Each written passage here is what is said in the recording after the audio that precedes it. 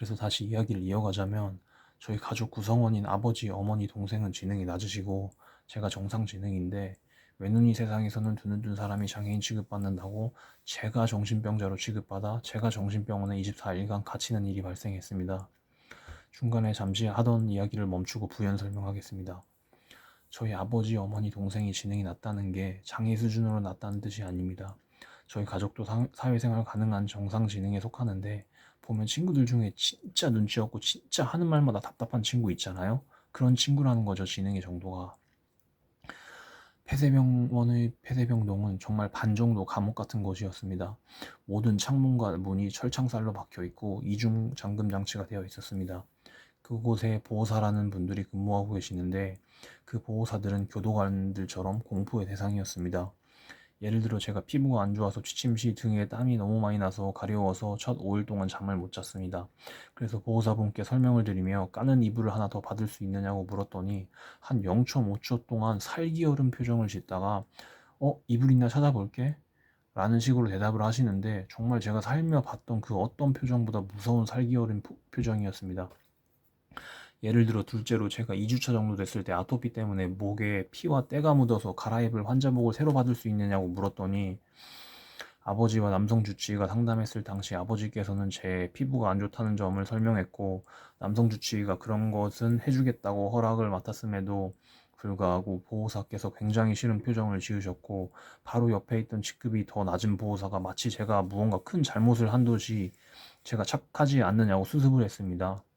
남성 주치의가 환자복을 자주 갈아입을 수 있도록 허락한 이유는 저희 아버지가 원하는 조건을 맞춰줘야 정신병 없는 저를 정신병원에 입원시키도록 설득할 수 있어서라고 생각합니다.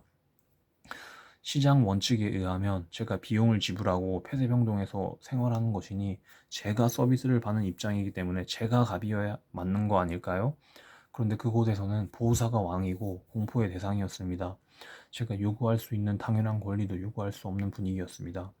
제가 폐쇄병동에 강제 입원하고 있었을 당시 남성 주치의와 면담이 있었습니다. 결론부터 말씀드리자면 자기 결정권을 짓밟힘 당했습니다.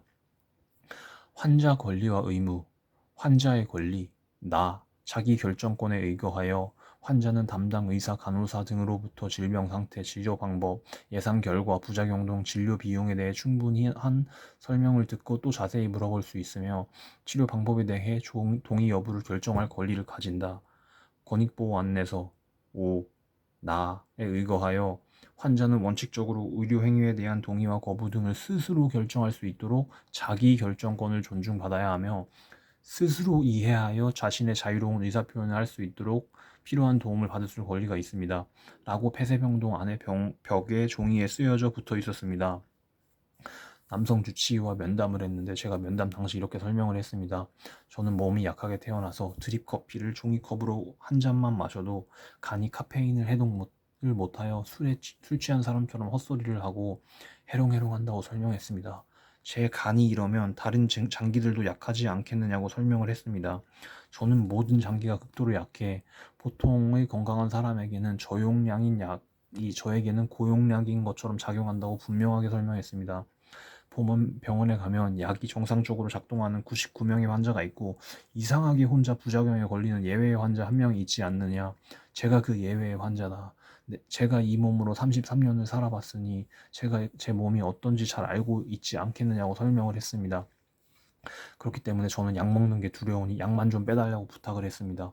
면담 때 이것은 말하지 못했지만 제가 과거에 실제로 피부과 병원에서 저용량의 스테로이드 알약을 처방받고 먹었는데 그 약이 제 몸에서는 고용량처럼 작용해서 스테로이드 리바운드에 걸려 극심한 피부병에 2년 정도 고생한 경험이 있습니다. 환자의 권리와 의무와 권익보호 안내서의 내용을 노트에 적어 읽어드리며 제 자기 결정권을 존중해달라고 정중히 부탁하였습니다. 그런데 남성 주치의는 이를 듣자마자 제가 몸이 약하다는 점을 오히려 악용하여 아주 갑작스럽게 그런데 그거 아세요? 약 먹기 시작한 이후로 상태가 많이 좋아지신 거? 앞으로 약을 2배로 늘려야겠어요. 라고 말하고 도망가듯 휙 가버렸습니다. 실제로 다음 날부터 약이 2배 정도로 늘었습니다. 저는 약 먹는 게 너무 두려웠고 자기 결정권을 정말 처참하게 짓밟힘 당했고 폐쇄병동 안에서는 모두가 남성 주치의의 지시에 따라 움직이기 때문에 저는 저 자신을 보호할 수 있는 그 어떠한 방법도 없었습니다. 그냥 하루하루 공포에 떨었습니다. 왜냐하면 약을 안 먹으면 폐쇄병동은 보호사가 강제로라도 약을 먹이는 곳이었습니다. 저희 아버지께서 제가 태어난 지 2일차 정도 됐을 때 저와 전화 통화를 한 후 본인이 실수했음을 인지하고 저를 퇴원시키라고 남성 주치의에게 명령했으나 남성 주치의는 제가 만약 사회에 나가서 사고를 치면 그 모든 책임을 퇴원을 허락한 의사가 져야 한다는 핑계로 저를 퇴원시키지 않았습니다. 더 억울한 점이 있습니다. 나중에 알고 보니 원칙상으로 입원할 시에 정신병원 측에서는 저에게 보호행정 입원 환자 조사원 대면 조사를 신청할 수 있다는 점을 알릴 의무가 있었습니다. 그런데 이를 3일 정도 후에 알렸습니다. 입원하는 환자가 스스로 자신은 정신병이 없는데 억울하게 강제 입원하고 있다고 생각하면 조사원 대면 조사를 신청하여 복지부 등의 정부기관으로부터 정말 이 사람이 정신병이 있는지 없는지 유무를 정부기관의 직원으로부터 조사받아 구제받을 수 있는 제도가 있다고 합니다. 제가 너무 겁도 없이 제가 퇴원 후 제가 취할 수 있는 모든 조치를 취하겠다고 큰소리를 치니까 원장이 무서웠나 봅니다. 3일 후에야 뒤늦게 와서는 알렸다고 인정하는 서명을 요구하더군요. 그래서 제가 저도 머리를 써야 안 당할 것 같아서 서명을 하며 당일 날짜를 옆에 쓰고 서명을 해줬습니다. 서명을 요구한 그 종이가 NCR 복사지였습니다. NCR 복사지란 흰 종이와 노란 종이가 겹쳐져 있습니다. 한 세트로요. 그래서 흰 종이에 펜으로 글씨를 쓰면 그 필압에 의해 아래 종이에도 파란색으로 똑같이 글씨가 써집니다. 그런데 흰 종이에는 제 서명이 있는데 노란 종이에는 제 서명이 없습니다. 흰 종이는 원장이 3일 후에 뒤늦게 찾아와 서명해달라고 요청해서 제가 날짜를 옆에 쓰고 서명해줬기 때문에 흰 종이에는 서명이 있고 노란 종이에는 입원하는 당일 흰 종이와 노란 종이가 분리되기 전에 그 현장에서 저에게 보호행정 입원 환자 조사원 대면 조사에 대해 알리지 않아 제가 서명을 안 한 채로 바로 저에게 줬기 때문에 서명이 없습니다. 노란 종이에 서명이 없다는 것이 정신병원의 원장이 저에게 보호행정 입원 환자 조사원 대면 조사를 신청할 수 있다는 점을 알리지 않았다는 강력한 증거입니다. 정신병원에서 저에게도 그랬으면 다른 환자들에게도 그랬겠지 않겠습니까? 저에게도 보호행정 입원 환자 조사원 대면 조사라는 게 있다는 점을 원칙대로 입원할 당시 바로 알리지 않았고 같이 생활했던 다른 환자들도 그런 게 있느냐고 그런 게 있는지 몰랐다고 말하는 사람들이 대부분이었습니다. 그런데 또 황당한 점은 복지부에서 저를 대면 조사하러 왔을 때 제가 복지부 직원에게 이를 알렸는데 안내데스크에서는 알렸다고 거짓말을 했습니다.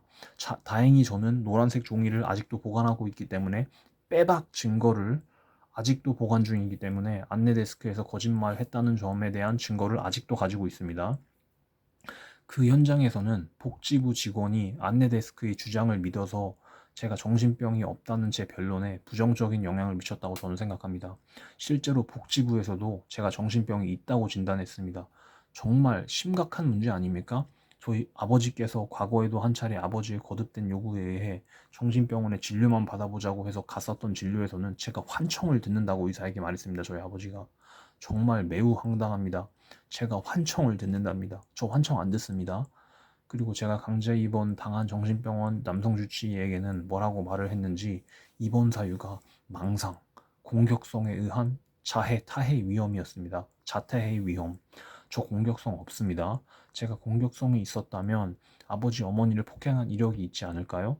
저 아버지 어머니도 폭행한 적 없습니다. 단 아버지께서 제가 중학교 2학년 때부터 고등학교 2학년 때까지 의처증 때문에 매일 어머니를 팼다고 말씀드리지 않았습니까? 그럴 때 아버지에게 너무 화가 나서 아버지의 얼굴을 2차례 정도 가격한 적이 딱 한 번 있었던 것으로 기억합니다. 그런데 그건 누구라도 그럴 만도 하지 않습니까? 4년 동안 어머니를 패셨는데 당연히 이를 지켜보는 아들은 화가 나죠.